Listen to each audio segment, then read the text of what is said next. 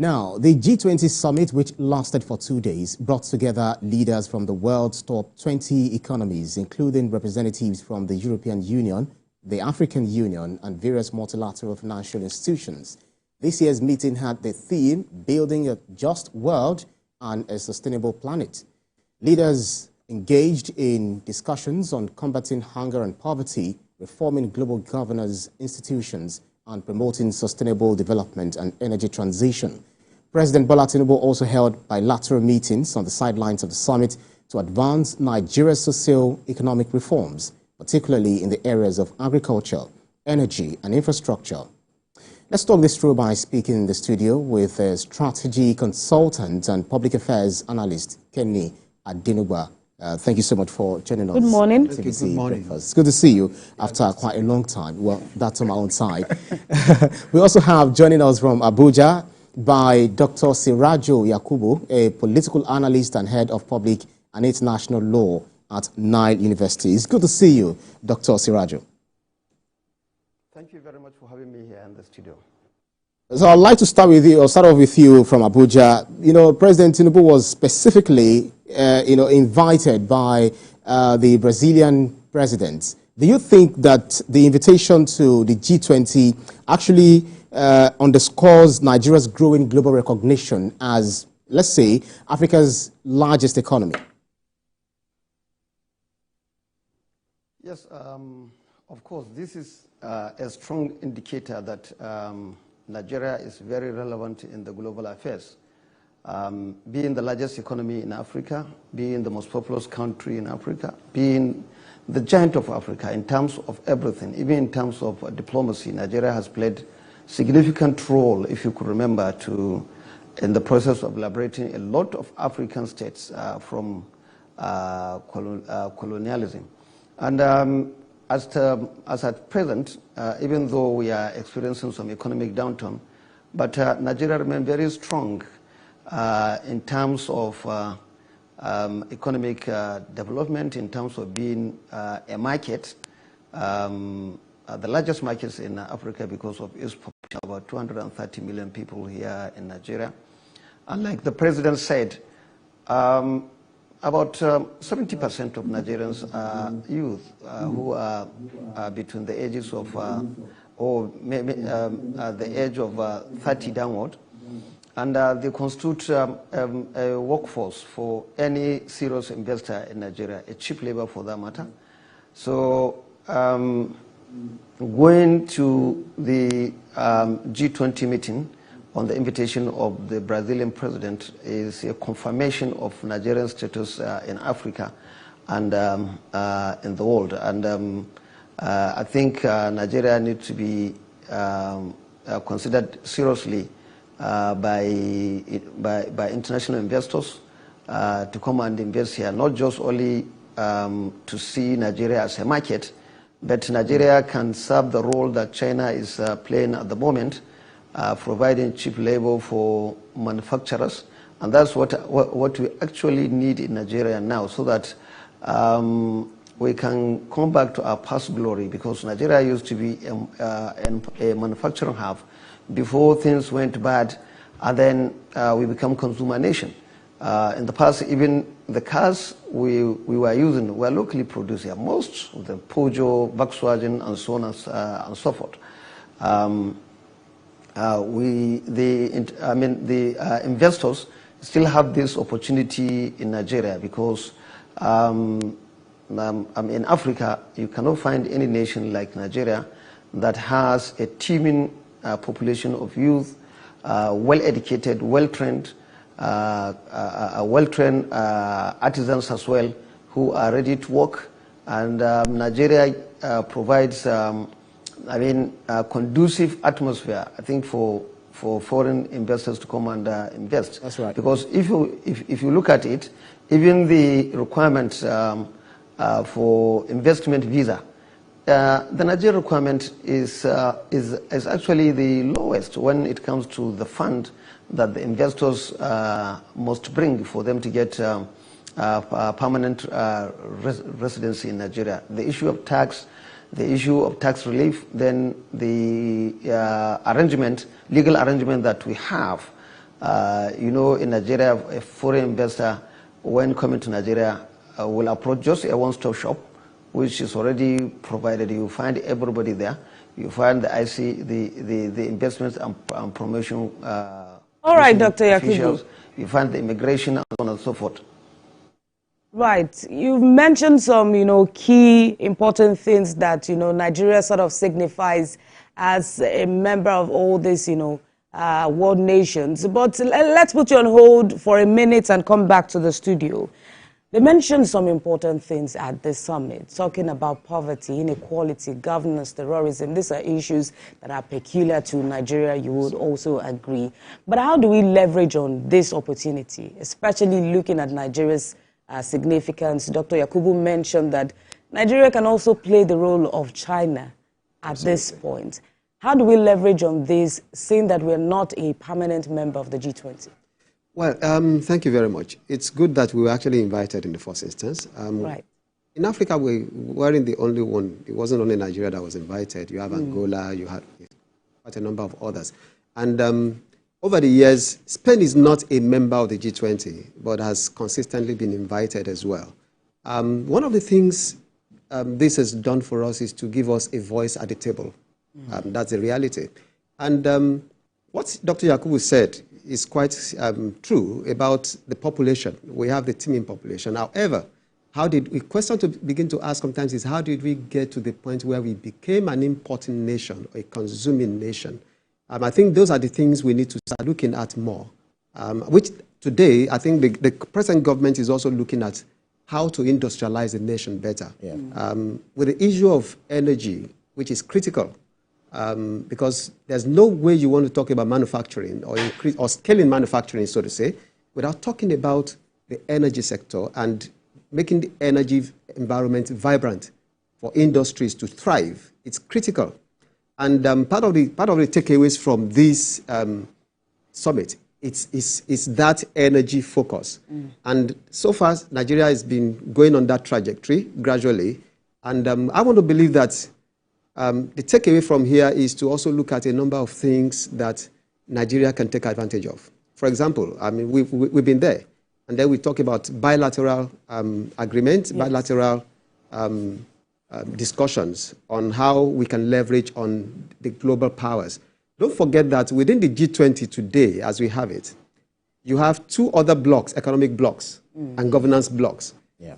You have the G7, which is the group of the industrialized nation, 7 of them, Japan, US, and all of them.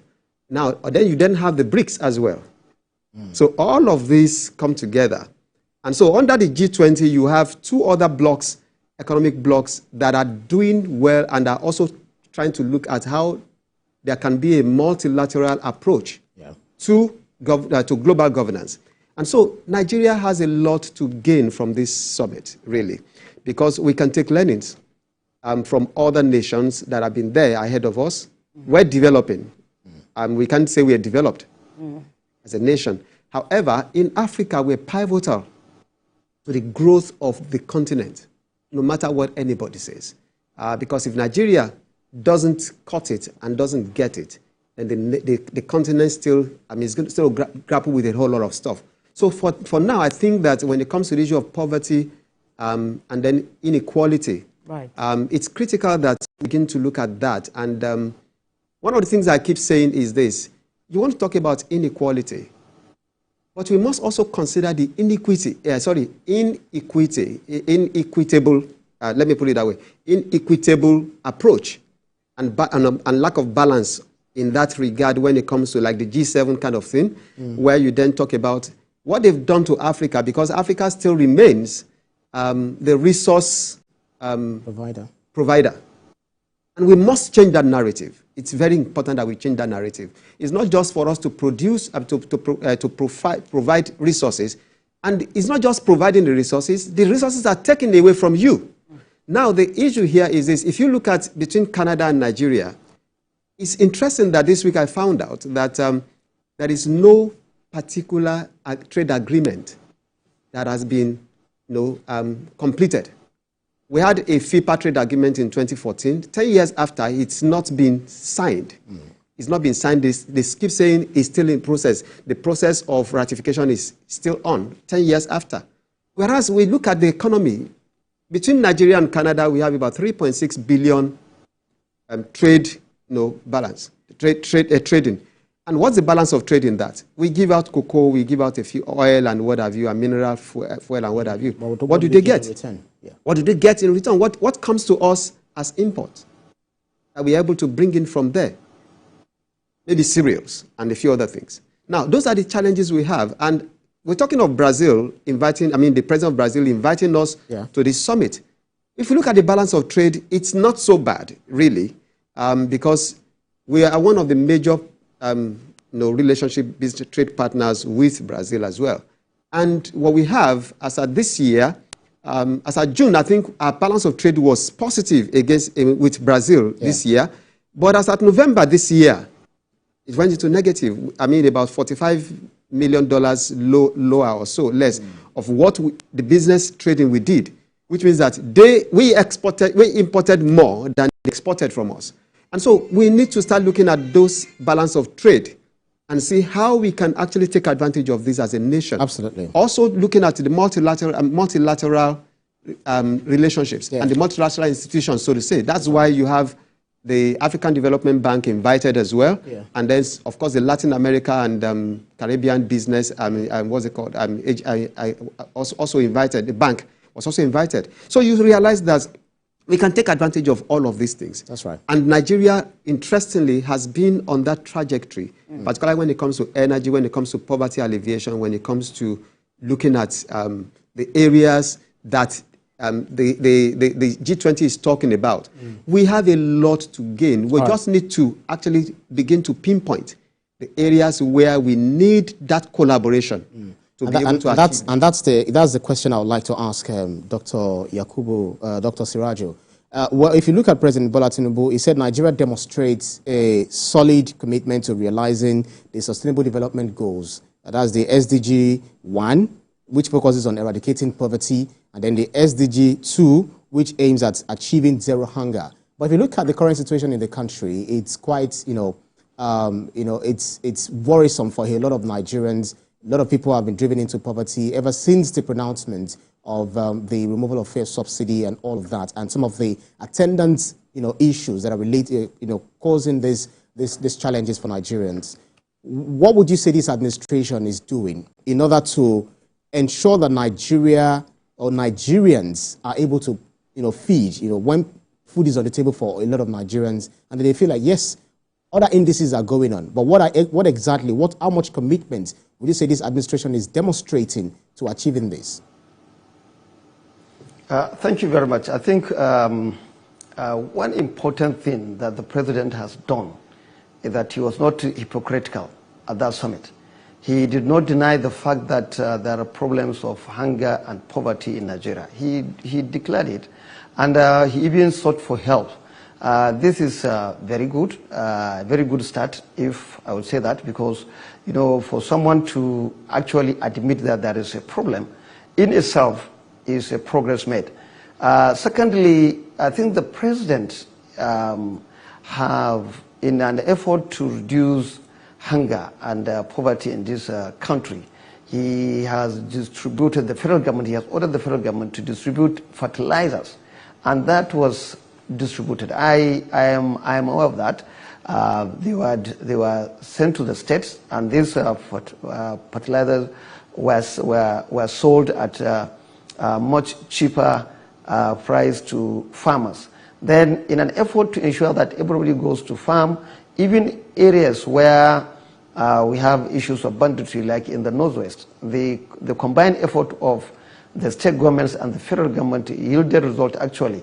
If you are following events, you would see that our military, our gallant military, were actually together with the police, civil defense, and even the state established security outfits with vigilantes were providing security to make sure that people were on their farms, and at the point of harvest, people are there. I have seen much of these videos, especially on Facebook, and they are not fake. They are actually real. And then the government itself, on its own, has provided palliatives. Whether those palliatives have reached the targeted people is something different, but the government has done its own. It is own bit a bit in that regard. And if you look at the livestock development ministry that the president has established, this is the first time any government in Nigeria has given serious attention to livestock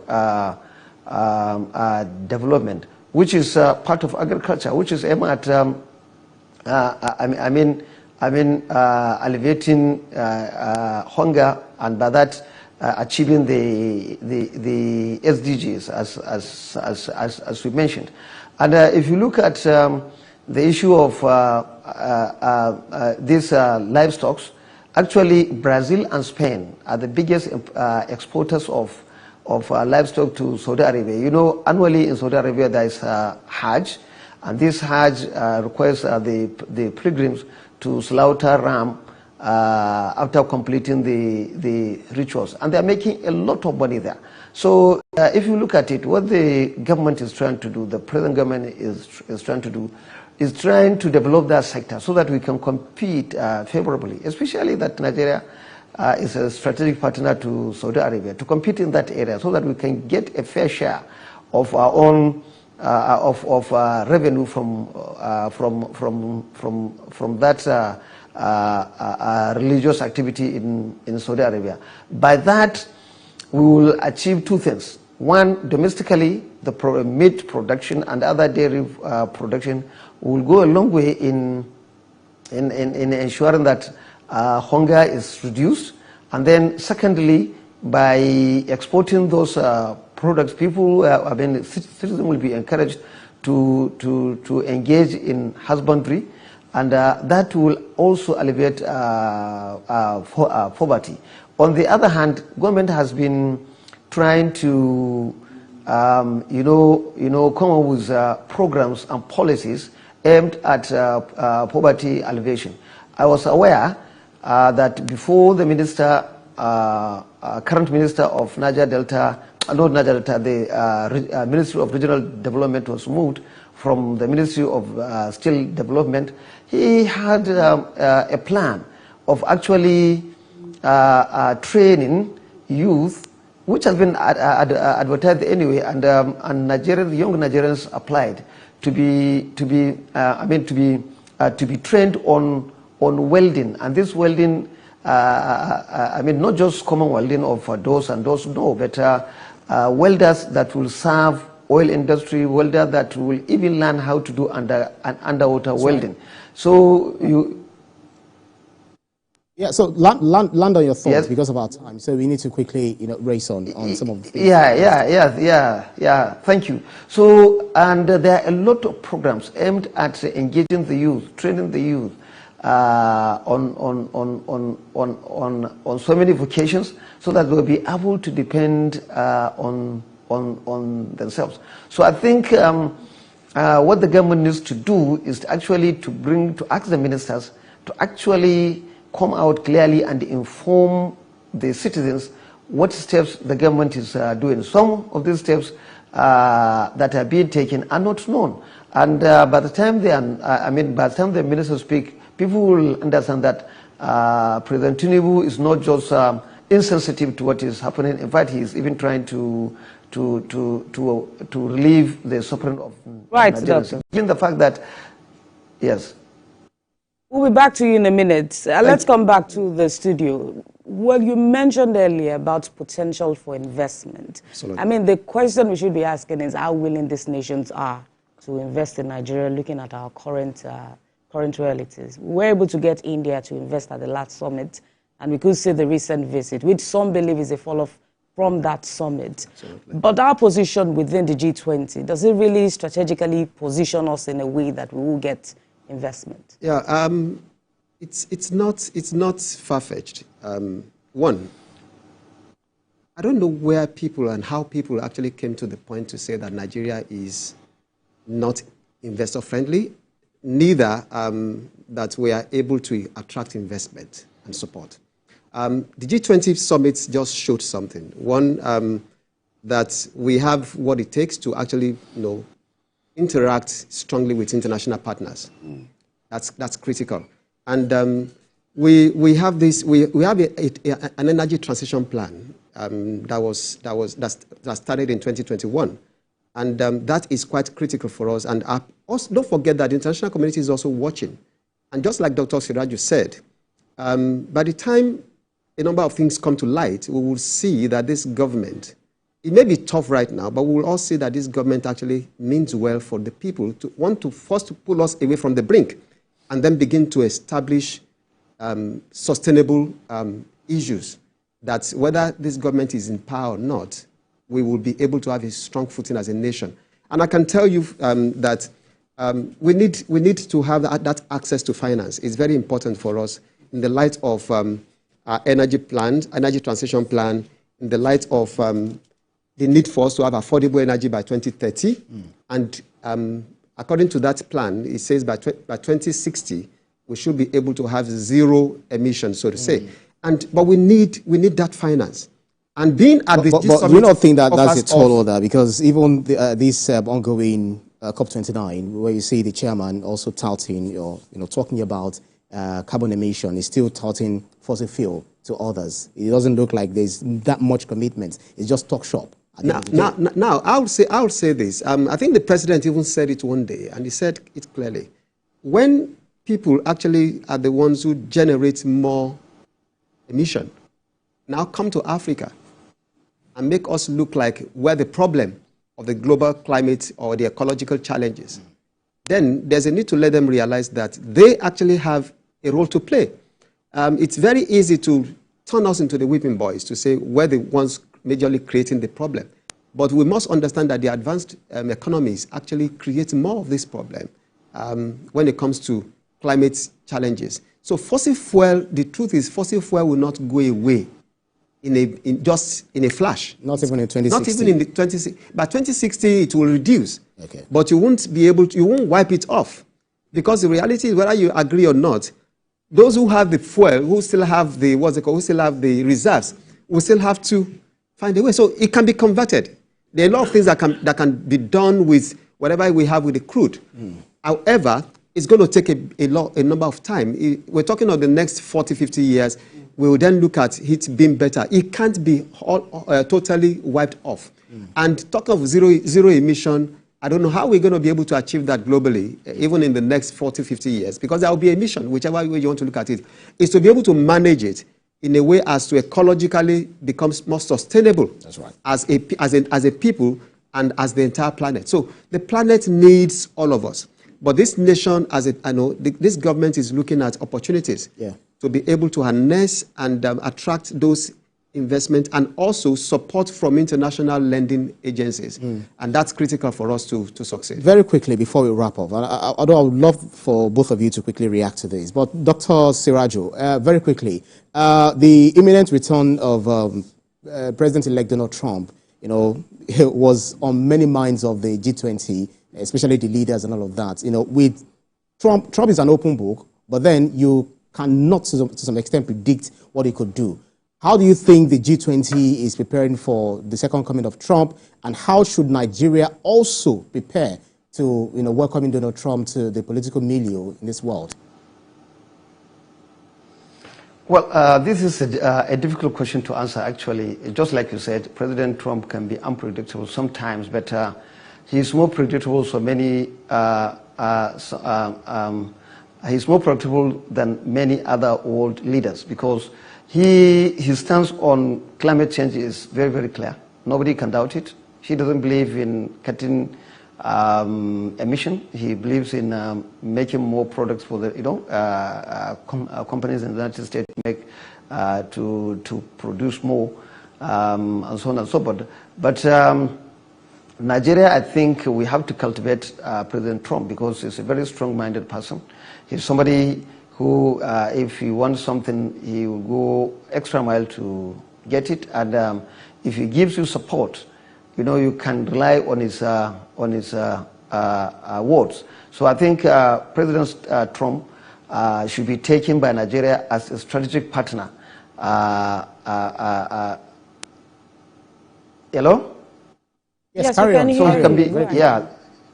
Okay, so President Trump should be seen as a strategic partner for Nigeria, and by cultivating his government, I think Nigeria can achieve a lot in terms of security, in terms of economic development, in terms of even making sure that Nigeria itself is accepted in,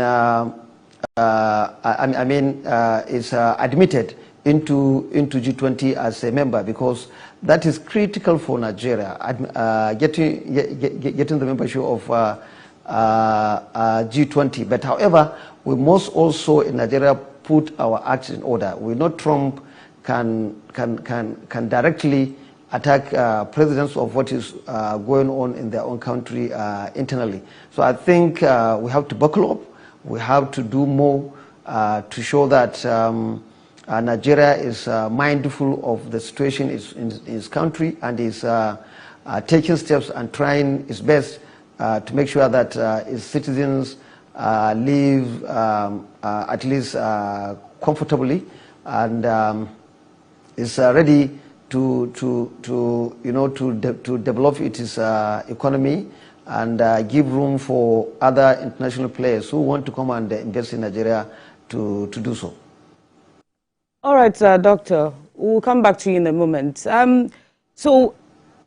With Trump also emerging as the president, I mean, we should also acknowledge that there is tension within some of the countries in the G20. Absolutely. And of course, we should be able to use this to our own advantage. So how do we, navigate this complex economic relationship that we see in the G20 and use it for our own personal interests? Well, one of the things to do, or looking at it, is that the second coming of Trump, in the first government of Trump, in the first Trump administration, I think Nigeria actually had more investment inflow from that side then. We want to believe strongly that we would see better opportunities as well. Okay. But playing within all the powers and what have you, it's basically just being yourself as a nation. Of course, the tension is there in a way. You talk of Russia, you talk of Ukraine, you talk of Israel, you talk of Gaza, Palestine, and what have you. Trump is one who doesn't mince his words. When he wants to say it, he says it the way he sees it. You may not like it, I may not like it, but that is who he is, and that is his own understanding of things and how he wants to play it. What we need to do as a nation, as a people, is for us to study the environment very well, and then be able, as we navigate, we then ask ourselves questions. What comes to our greater interest as a nation? Don't forget, just like they say in politics, no permanent enemy. You can't even make enemy at the international level, because in international politics and diplomacy, you must learn to be diplomatic. You must learn to, where I come from, they say sometimes you have to leave the blood in and spit out, have a spittle, have a clear spittle out to the people. So there are ways to manage and navigate all of this. We have the Minister for Foreign Affairs. We have people who actually work around the global diplomatic environment. Right. And so whichever way it is, we actually need to play it safe and right. One, we're not taking sides. Like we call ourselves a non-aligned nation, so to say, relatively, because you don't want to be caught on the wrong side of the divide, relatively. So, but the key thing is, America is critical for us. China is also critical for us. That's right. So we must understand how that plays out. Because a number of the Western developed nations actually doing, particularly the G20 sometimes, G7, try to work against the China road belt, which we all know. So how do we then play? Because China is rolling out all of these things and is also a major and critical partner for us, Absolutely. Not just in Nigeria, but in Africa. So we must be able to play this very well, to be able to say, you know what, whatever challenges you guys have, we're looking out for ourselves first, and we would partner on both sides in a way as to take advantage of the opportunities that come. Like Dr. Sirajo said, we are the China of Africa. We have the people we have the labor, we have all it takes to actually begin to industrialize ourselves. So it's to be able to actually, play well on both ends to say, you know what, we're not going to go all out against this or against this. We're looking at advantages and opportunities. We will support where we need to support. Well, we'll see. But we will not go out and make enemies for ourselves. It remains to be seen, how all of these, foreign relations will definitely be. Recently, we had the Indian president. Now, Indian Prime Minister. Also, we have the Brazilian president in a meeting with the president, and then being invited to G-20 is a huge thing. But we just need to, cut it here. Strategy consultant and public affairs analyst Kenny Adenugba, thank you so much for your keenness of insight on TVC Breakfast. And also, who has been speaking with us from Abuja, has been a political analyst and head of public and international law at Nile University, Dr. Sirajo Yakubu. Thank you so much. You're deeply appreciated. Thank you very much. Thank you.